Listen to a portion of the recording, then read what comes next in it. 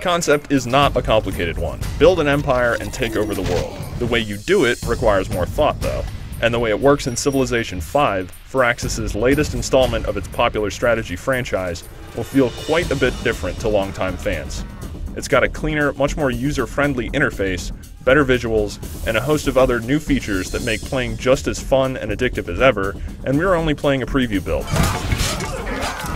A few of the most noticeable differences are the way the terrain has been changed and the way unit movement and combat works. Units now move around on hexagonal tiles, and you can no longer create the stacks of doom that were so prevalent in previous Civ games.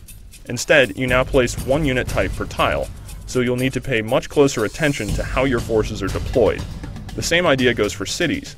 You can't stuff an insane amount of soldiers into towns to defend. Instead, cities have their own attack value and can strike out on their own. Since your troops will be in the field as well, this leads to much more open and interesting combat than just hurling two giant stacks of soldiers at each other until one finally whittles the other down. Now you actually have to think more about formations and army composition, which so far is a lot of fun. Games play out in a similar fashion as before. You set your parameters and choose a nation, each with their own strengths. Found your city first, build up a small force, and start poking around a map to expand your reach into the world. The leaders of other settlements will contact you as games play out, sometimes just to say hi, or sometimes with more serious requests. You can choose to ally with them, set up trade, or make it obvious you want to stomp on their faces. As in Civ games past, it's up to you how to move your society forward. Like any strategy game in this style, there's a lot of information to process, and Civ 5 makes that easy with a clean, attractive, and easy-to-navigate interface. Things get slightly more complex when city-states enter into the equation.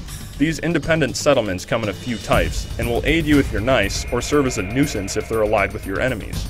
It'll be interesting to see how their presence will impact games further down the line, as you follow one of many avenues to victory. Civ 5 is a huge game, and there's a lot more to see.